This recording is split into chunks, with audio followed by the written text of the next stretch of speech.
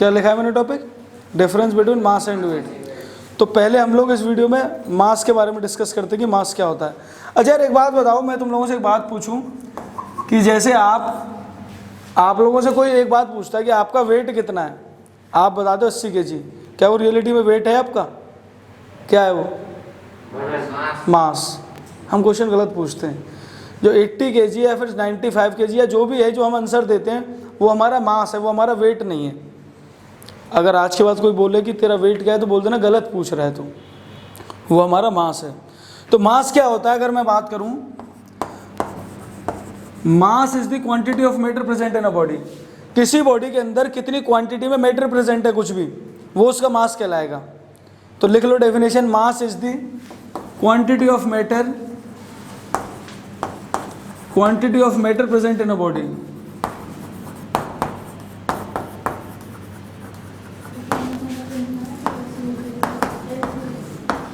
Mass is the quantity of matter present in a body. किसी भी body के अंदर कितनी क्वांटिटी में मैटर प्रेजेंट है वही उस बॉडी का मास कहलाता है। वेट अलग चीज है, वेट के बारे में बाद में बात करेंगे। Mass is the quantity of matter present in a body. Mass हमारा एक स्केलर क्वांटिटी होता है। Mass is a scalar quantity. Scalar quantity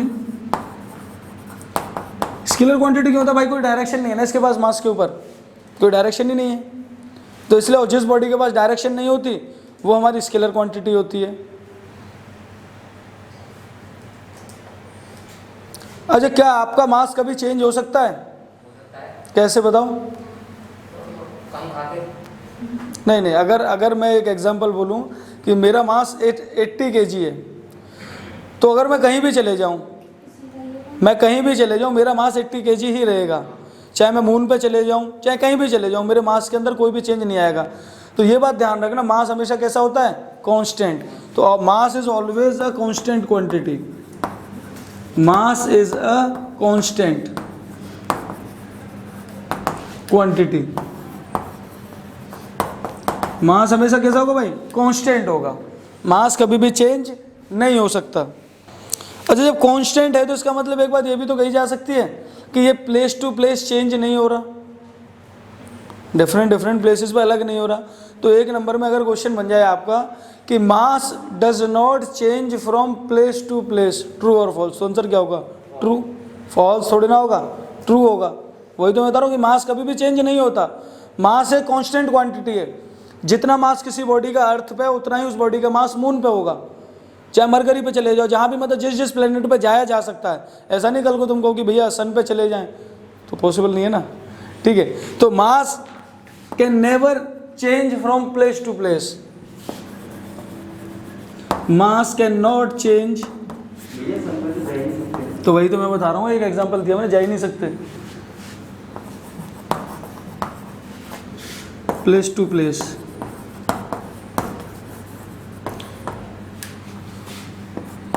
क्या किसी बॉडी का मास कभी जीरो हो सकता है? नहीं हो सकता कभी भी। किसी भी बॉडी का मास कभी जीरो हो ही नहीं सकता। अगर कोई बॉडी होगी तो बताओ कैसे हो सकता है? जब बॉडी नहीं है तो फिर तो कोई बात ही नहीं है। मैंने कहा अगर कोई बॉडी है या अगर कोई ऑब्जेक्ट है तो उसका कुछ ना कुछ मास जरूर होगा। चाहे जैसे मैं कहूँ चाहे बिल्कुल 1 ग्राम हो, कुछ तो होगा, हल्का हो सकता है, पर ऐसा नहीं कि बिल्कुल ही ना हो। जब बिल्कुल ही नहीं है दैट मीन्स वहाँ पर कोई बॉडी नहीं है। तो आप लिख लेना mass can not be zero. Mass can never be zero. Mass can never be zero. Mass कभी भी जीरो नहीं हो सकता। तो ये मास के बारे में 4-5 पॉइंट्स है। कभी कभी पता ये क्वेश्चन आना ही आना है आपके एग्जाम में। Difference between mass and weight 2 number में या 3 नंबर में पक्का आएगा। वेट आएगा, ये क्वेश्चन आया है एग्जाम में, ये क्वेश्चन आया है। मून पे 1/6 होता है, बताएंगे, उसके बारे में भी डिस्कस करेंगे हम लोग, या वेट के बारे में बात करेंगे। फिलहाल मास के बारे में 5 पॉइंट्स हैं। इनमें किसी भी पॉइंट में डाउट हो तो पूछ लीजिए। फिर से एक्सप्लेन करता हूँ कि मास is the quantity of matter present in a body. किसी बॉडी के अंदर जितनी क्वांटिटी प्रेजेंट है उतना ही उस बॉडी का मास होगा, उतना ही उस बॉडी का क्या होगा यार? मास होगा। सेकंड पॉइंट मैंने लिखाया कि मास इज ए स्केलर क्वांटिटी, और ये बिल्कुल ठीक है कि मास के पास कोई भी डायरेक्शन नहीं होता। मास एक डायरेक्शन लेस क्वांटिटी है, और जिस बॉडी के पास डायरेक्शन नहीं होता वो कौन सी क्वांटिटीज कहलाती हैं? स्केलर। तो एक स्केलर क्वांटिटी होती है। Mass is a constant quantity, mass हमेशा कांस्टेंट रहता, कभी चेंज नहीं होता। कि अगर अर्थ पे 80 kg है किसी बॉडी का मास, तो मून पे भी कितना होगा, 80 kg ही रहेगा उस बॉडी का मास। यानी इस बात को मैं ऐसे भी लिख सकता हूँ, mass can not change from place to place, place to place ये चेंज नहीं होता, ये फिक्स रहता है। और mass can never be zero, mass कभी भी जीरो भी नहीं हो सकता।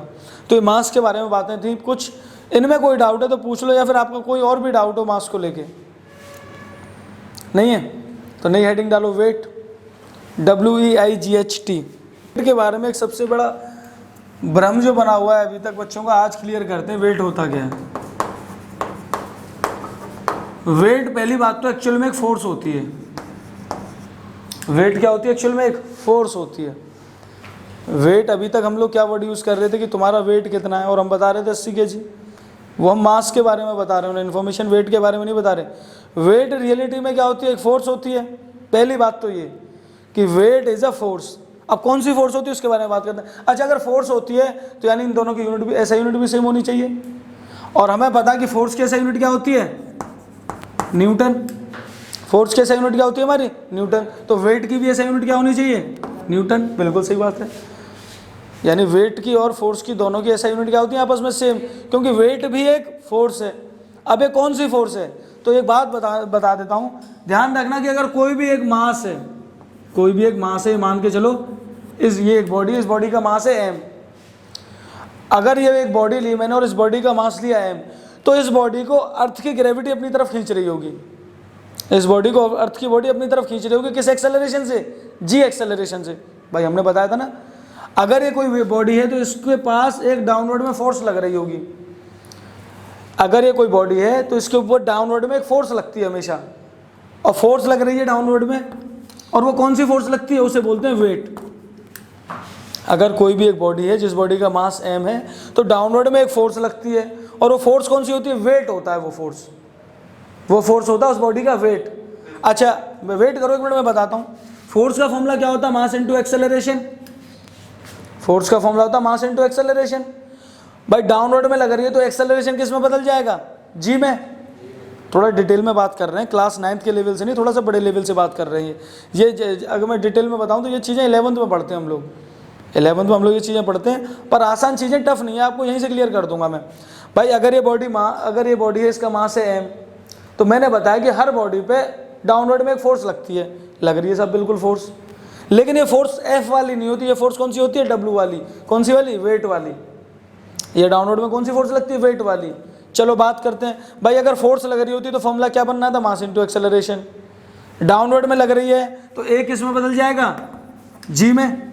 एक किस में बदल जाएगा, g में। तो बिल्कुल सही बात है, यानी mg। तो ये है डाउनवर्ड में कौन सी फोर्स लग रही होती है, mg। और ये mg ही किसके बराबर होता है, वेट के बराबर। ये mg ही किसके बराबर होता है, वेट के बराबर। फ्रेश से बता रहा हूँ फिर से एक बार, कि अगर कोई बॉडी है हमारे पास, इसका मास अगर m है, तो डाउनवर्ड में एक फोर्स लगती है, और वो फोर्स होता है उस बॉडी का वेट। डाउनवर्ड में एक फोर्स लगेगी उस बॉडी पे, और उस बॉडी का वो फोर्स कौन सी होती है, वो उस बॉडी का वेट होता है। और ये वेट किसके बराबर होता है, मास इनटू ग्रेविटी के बराबर। और ये फोर्स किधर लग रही होती है, ये फोर्स लग रही होती है toward the centre of the earth. भाई अगर हमारे पास कोई एक अर्थ है, हमने एक अर्थ का डायग्राम बना लिया, अगर यहाँ पे कोई ऑब्जेक्ट रखा हुआ है, तो डाउनवर्ड में फोर्स लग रही है, तो कहाँ से लग रही होगी, सेंटर की तरफ ही तो लग रही होगी। तो इसमें डेफिनेशन लिखो एक, वेट क्या होता है। वेट में लिखो, it is a force, it is a force, it is a force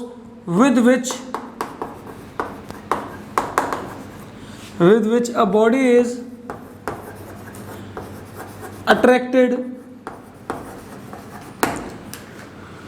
towards the center of gravity.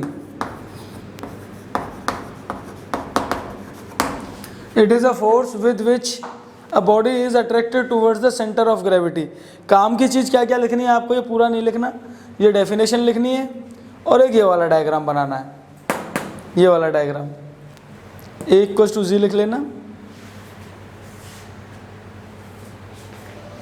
यानी पहला पॉइंट तो इसका ये बन गया आपका डिफरेंस। अगर क्वेश्चन आता है डिफाइन वेट, तो पहला पॉइंट बनेगा it is a force with which a body is attracted towards the centre of the gravity. ये एक ऐसी फोर्स होती है जिस फोर्स से हर बॉडी अर्थ की ग्रेविटी की तरफ अट्रैक्ट होती है। सेकंड पॉइंट इसमें क्या लिखोगे आप, it is a vector quantity. देखो इसके पास डायरेक्शन आ गया कि डाउनवर्ड में लगेगी ये फोर्स हमेशा। भाई इसके पास डायरेक्शन आ गया ना कि फोर्स कहाँ लग रही है, डाउनवर्ड में। और जब डायरेक्शन आ गया तो दैट मीन्स से कौन सी क्वांटिटी बन गई, वेक्टर क्वांटिटी। तो it is a vector quantity, it is a vector quantity. ये एक वेक्टर क्वांटिटी होती है यार।